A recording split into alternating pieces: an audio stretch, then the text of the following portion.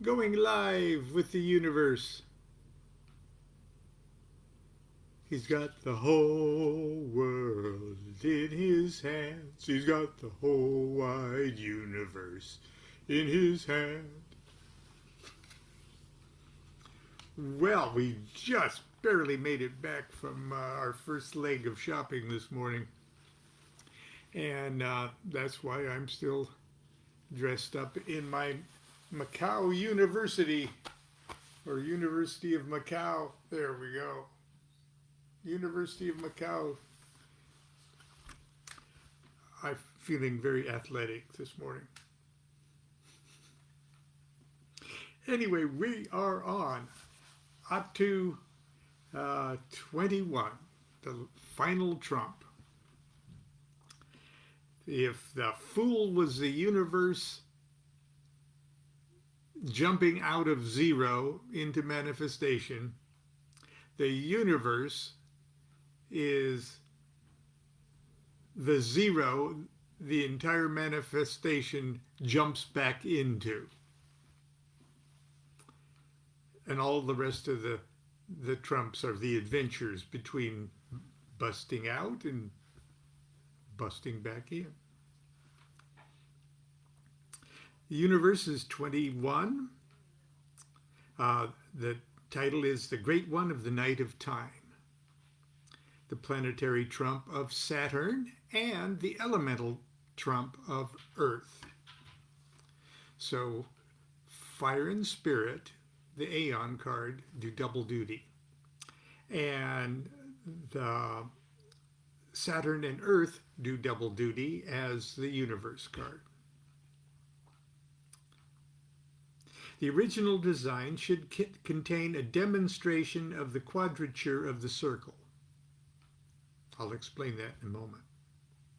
An ellipse composed of 400 lesser circles. At the corners of the card, oh, by the way, if there were, well, never mind. At the corners of the card, a man, an eagle, a bull, and a lion. Within the circle, a naked, shining figure with female breasts, with closed eyes, in the sign of Earth. Right foot advanced, right hand advanced and raised, left hand lowered and thrown back. The hands grip each a ray of dazzling light, spiral, and the right hand being dextro and the left hand levo rotary. That's which directions the coils go in the hands. A red scarf conceals the fact of male genitalia and suggests by its shape the letter calf. Such is the conventional hieroglyph. The letter Tau is the Hebrew letter, which means a cross, or a signature, or a mark. The tree of life is its path 32, joining Yesod, the foundation, number 9, to number 10, Malkuth, the kingdom. Colors for Saturn: indigo, black, blue black, black rayed blue. Colors for Earth: citron, olive, russet, and black. Amber, dark brown, black, flecked yellow. So there's a color scale for both Saturn and another color scale for Earth. The quote from The Heart of the Master: treat time and all conditions of event as servants of thy will, appointed to present the universe to thee in the form of thy plan. And blessing and worship to the prophet of the lovely star. I headed up with a little clip from a letter from Harris to Crowley, a date unknown. The elemental cherubims are quite jolly, but the little lady has twisted and turned till I'm insane with the wriggling lines, and I've done about 40 drawings of her. So remember, let's see, hang on. Remember, this is what she looks like.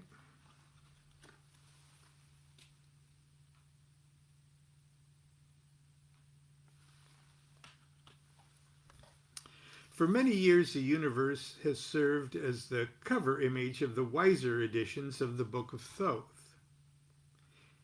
It is without question one of the most recognizable cards of the Thoth Tarot.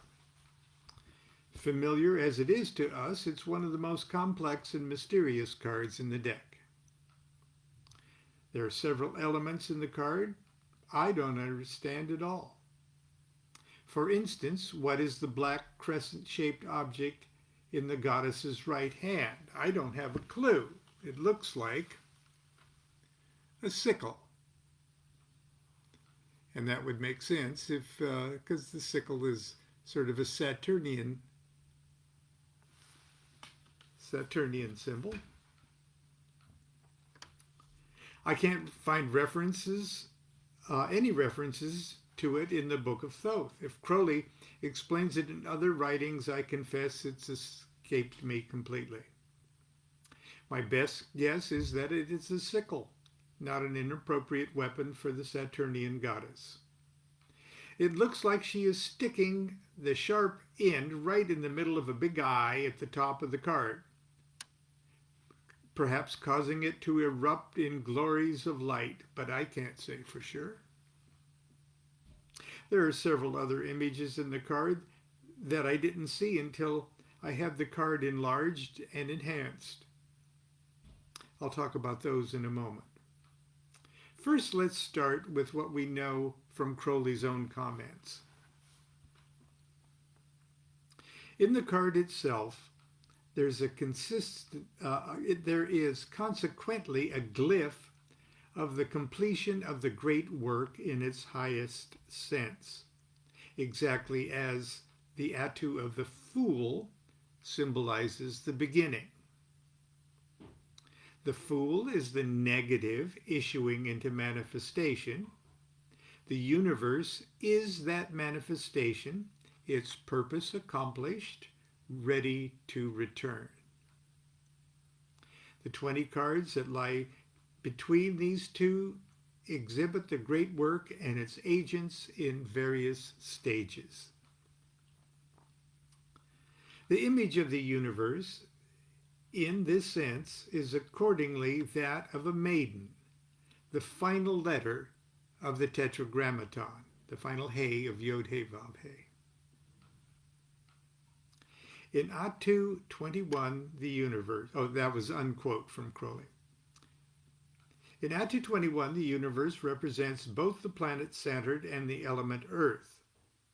We already know Earth is in some ways a real second-class citizen in Kabbalistic universe. We also know that because Earth is the lowest, it ironically plays a pivotal role in the cosmic scheme of things. Saturn is also very special. As Binah's representative, it is the only planetary sphere above the abyss. In many ways, it is the highest of the high. At the same time, on the Tree of Life, the path of the universe, number 32, leads from Yesod, the ninth, and the last true Sephirah on the tree, down unto Malkuth, which is only pendant to the tree, a cosmic dingleberry. How strange that the highest high and the lowest low would be represented by the same card. The universe must indeed hold many mysteries, something Crowley confirms in this passage. Quote,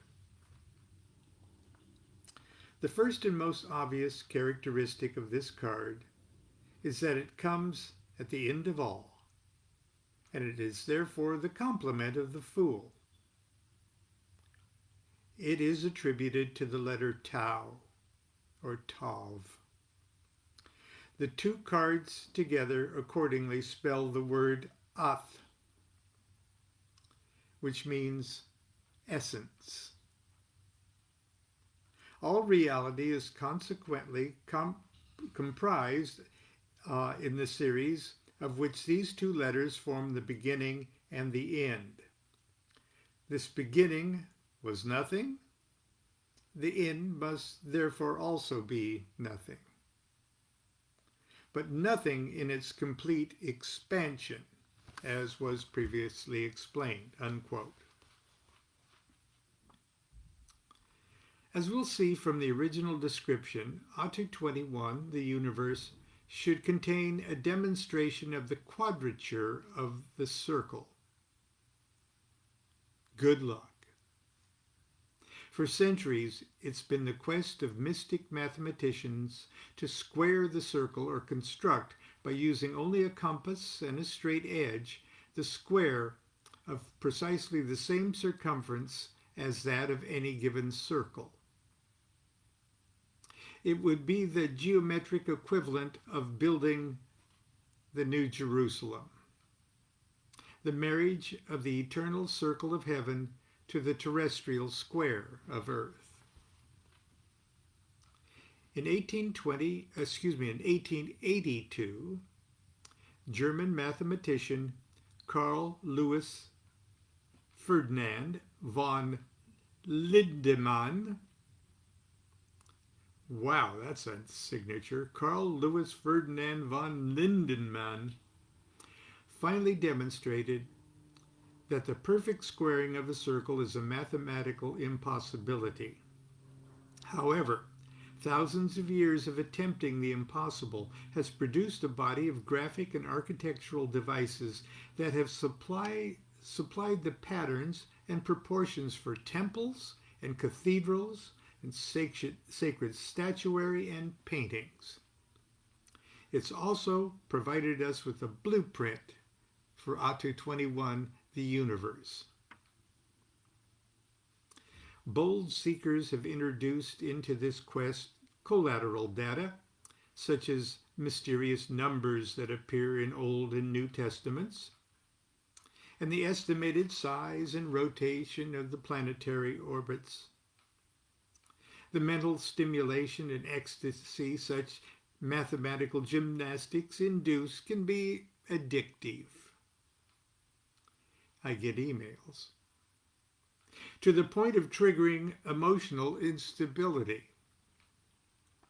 British architect William Stirling, author of the monumental work The Canon, an exposition of the pagan mystery perpetuated in the Kabbalah as the rule of all arts, died most hideously while attempting to sever his own head from his body. One can think about these things too much. I confess that I become hopelessly lost whenever I try to follow the logic and numbers of transcendental mathematics. What I do understand is the aesthetic beauty of the figures such musings produce when translated into graphic designs, especially the diagram called appropriately the New Jerusalem. Because I cannot explain exactly why this diagram is an attempt to square the circle, I will instead try to show you how it's constructed and allow you to decide whether or not to pursue its mysteries further. But please try not to lose your head. The New Jerusalem and the Universe card both start with a special oval called a vesica piscis, which means fish bladder. We see the vesica in two places in the Universe card, as the large oval that touches the top and bottom of the card, and as the eye at the top right section is also a vesica. So her oval is a vesica, and that eye is a vesica.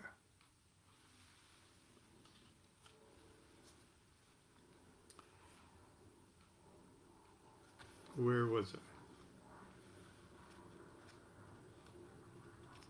I? Okay. The small eye vesica appears either to be projecting the image onto the card or drawing them all back inside itself. It's very easy to create a vesica piscis, and the beginning of its construction employs Kabbalistic concepts that by now should be familiar to you. And I'm going to hold up the book here several times to show you these simple drawings. First, you must have two circles of equal size that intersect at their centers. Okay. Two circles of equal size that intersect at their centers. Now, let's just pretend that that first circle is Kether, and the second circle is Hokmah, or 1 and 2 on the Tree of Life. Let's see if DuQuette agrees. The first circle is Kether, which unites with its reflection Hokmah to create an opening, a yoni of Mother Binah, from which will issue all creation. So, in that case, the first circle would be Kether, the second circle would be Hokmah, and the vesica piscis right in the middle is Binah. And everything's going to pop out of there.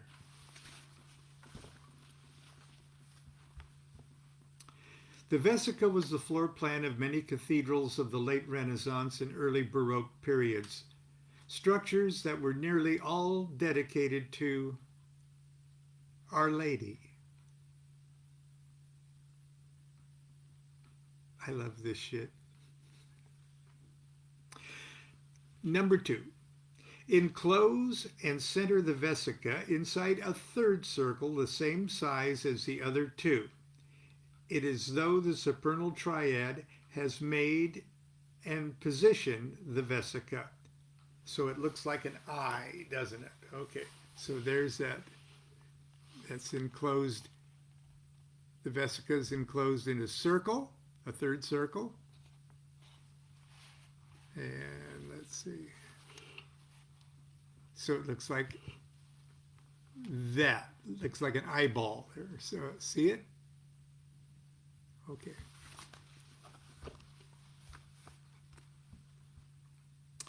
Then enclose the vesica with a square that's the same length and breadth as the length of the vesica.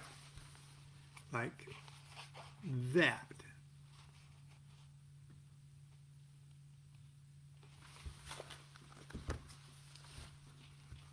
Then draw 4 circles at the diagonal corners whose centers intersect the great circle and whose circumferences touch the vesica.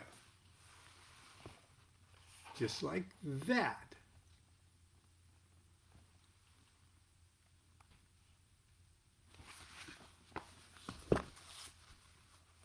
Finally, enclose all that within a square.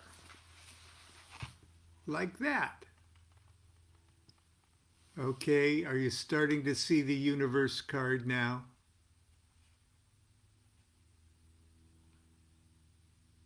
Huh? Pretty cool, huh? There it is. This is the basic model for both the traditional and the Crowley-Harris versions of the universe.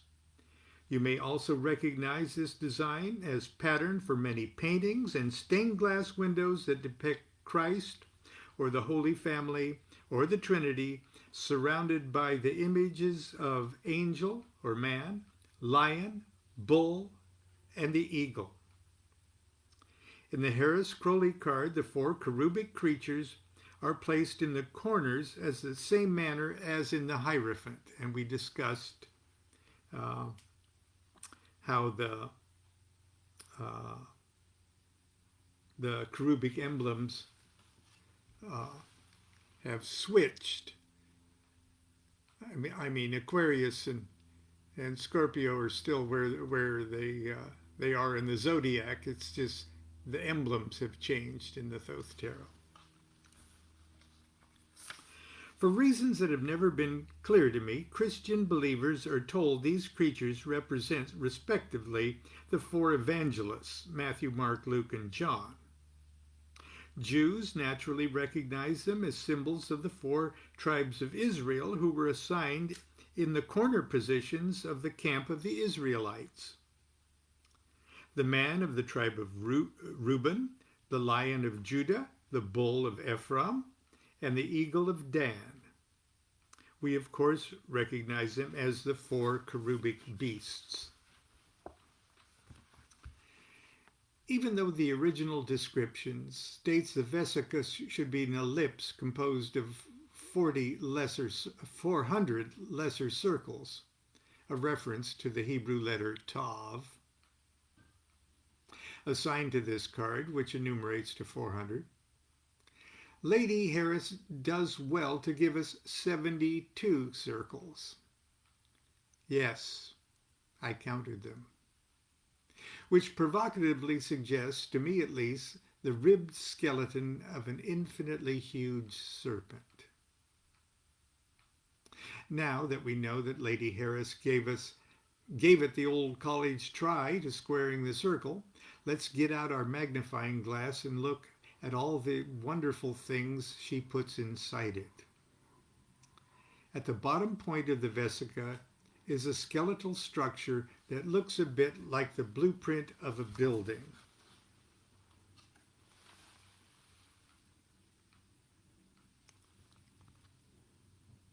See that? See that building?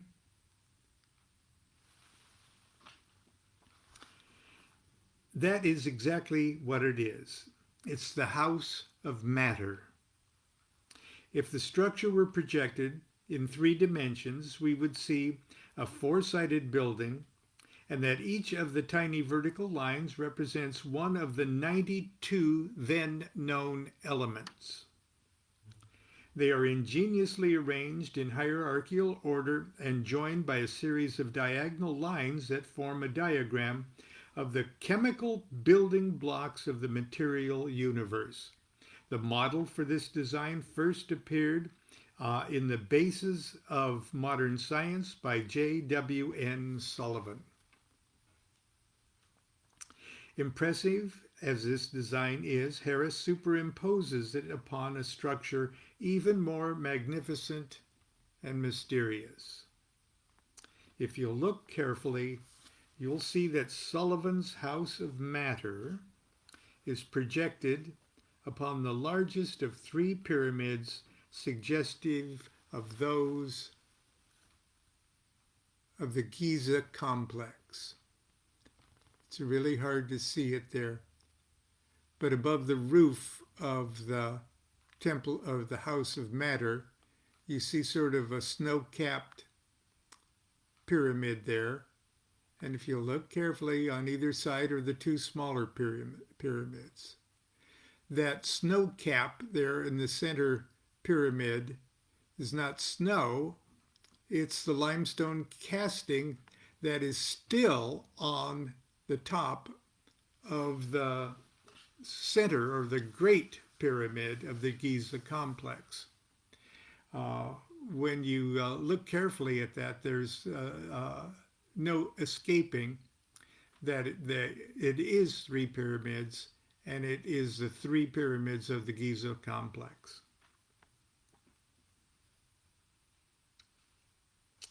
Like the Great Pyramid at Giza, the apex of the large pyramid in the center of Harris's drawing is also covered with the finishing stones making it appear to swell a bit at the top. Crowley makes no reference to these pyramids in the Book of Thoth, and my poor mind boggles at the possible implications. He does mention something we can't see, at least I can't see it. Quote, in the center, a wheel of light initiates the form of the tree of life, shewing the 10 principal bodies of the solar system. But this tree is not visible except to those wholly pure of heart. Well, if it's a tree, we're not seeing it as a classic Kircher tree or Golden Dawn type tree. And obviously, I'm not pure of heart. Well, I guess I'm busted. Emperor Lon has no clothes. As if I really needed the Master Therian to tell me I'm not wholly pure of heart. I'm really not surprised I can't see his damn tree of life in the center of this card. What I can see is a beautiful green sphere upon which sits a complex Mobius strip. As a matter of fact, it's a double or a triple helix. She's dancing in front of it. Actually, it's not that complex. It's just a regular Mobius strip made from 3 half-twists rather than just one. Yes, I made one to be sure. The endlessness of a Mobius strip makes it a perfect and beautiful glyph of the infinite, and it's my guess that Lady Harris replaced Crowley's invisible tree of life with this brilliantly appropriate device. The main feature of the card is the beautiful little lady Crowley refers to in this passage. Quote, in the present card, she is represented as a dancing figure. In her hands, she manipulates the radiant spiral force, the active and the passive, each possessing its dual polarity. Her dancing partner is shown as Haru Ra Ha of Atu 19. Unquote. She is Nuit Babylon, goddess of the sphere of Saturn, Binah. Or is she the virgin princess of the sphere of Earth, Malkuth? She is in truth both, the Great Mother and the Virgin of Eternity. What could possibly serve as a model for this goddess, who is at once the beginning and the end of all things, and all things in between? What vision could have emboldened Lady Harris to give such solid form to this formless and eternal process?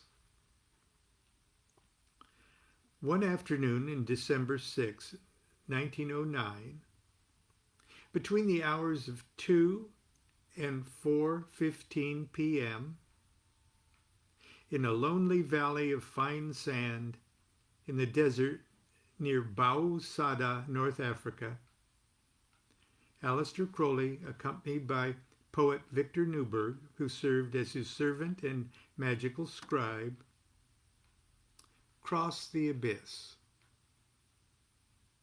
and experienced the terrible vision of the 10th Enochian Aether. The details of this ordeal are chronicled in The Vision and the Voice, and remain the central feature of one of the most breathtaking and remarkable magical visions ever recorded. The next evening, December 7th, 1909, between 9:30 and 11:10 p.m., while his consciousness still thrilled with the bliss of that magical plateau, he experienced the vision of the next Aether, the 9th. I have excerpted a portion of that vision because I believe there is nothing I or anyone else could say about Atu 21, the universe, that could be more profound or relevant. It is nothing less than an account of a face-to-face encounter with the goddess of Atu 21, the universe.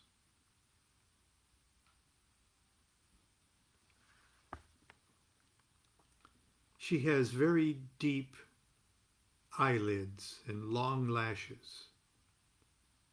Her eyes are closed, or nearly closed. It's impossible to say anything about her. She is naked. Her whole body is covered with fine gold hairs that are the electric flames, that are the spears of mighty and terrible angels, whose breastplates are scales of her skin. And the hair of her head that flows down to her feet is the very light of God himself, and all the glories beheld by the seer in the aethers, there is not one which is worthy to be compared with her littlest fingernail. For although he may not partake of the aether without ceremonial preparations, even beholding this aether from afar is like partaking of all former aethers. The seer is lost in wonder, which is peace. And the ring of the horizon above her is a company of glorious archangels with joined hands that stand and sing. This is the daughter of Babylon the beautiful, that she hath borne unto the Father of all, and unto whom all hath she borne her. This is the daughter of the King. This is the Virgin of eternity. This is she that the Holy One has wrested from the giant time, and the prize of them that have overcome space. This is she that is set upon the throne of understanding. Holy, holy, holy is her name, not to be spoken among men. For Kore they have called her, and Malka, and Betula, and Persephone. And the poets have feigned songs about her, and the prophets have spoken vain things, and the young men have dreamed vain dreams. But this is she, that immaculate, the name of whose name may not be spoken. Thought cannot pierce the glory that defendeth her, for thought is smitten dead before her presence. Memory is blank, and in the most ancient books of magic there are neither words to conjure her nor adorations to praise her. Will bends like a reed in the tempests that sweep the borders of her kingdom, and imagination cannot figure so much as one petal of the lilies whereon she standeth in the lake of crystal in a sea of glass. This is she that hath bedecked her hair with 7 stars, and the 7 breaths of God that move and thrill its excellence. And she has tied her hair with 7 combs, and thereupon are written the 70 secret names of God that are not known even of the angels or of the archangels or of the leader of the armies of the Lord. Holy, holy, holy art thou, and blessed be thy name forever, unto whom the aeons are but the pulsings of thy blood.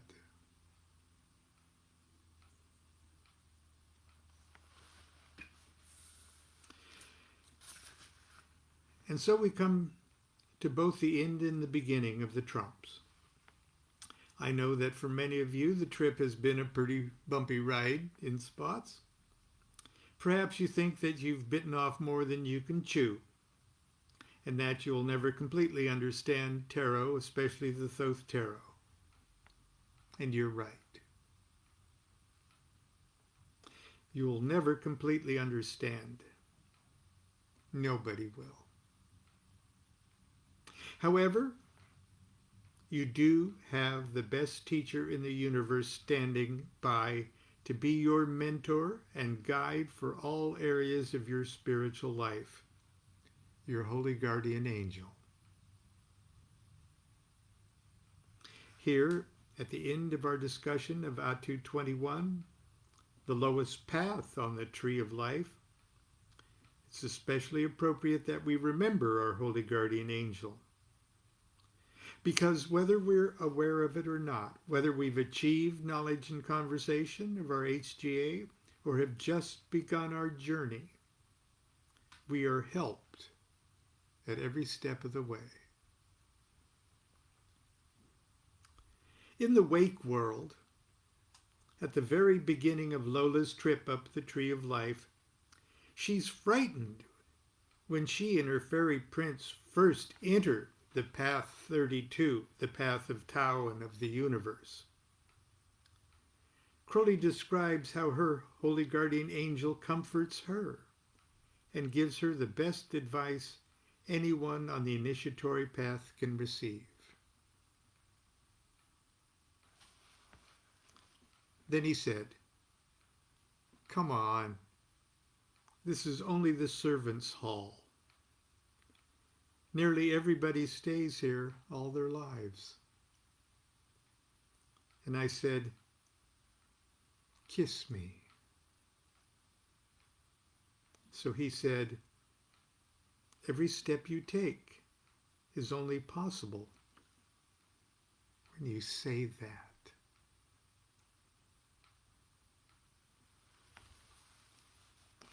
And that's the end of chapter 14 and our trip through the tarot trumps.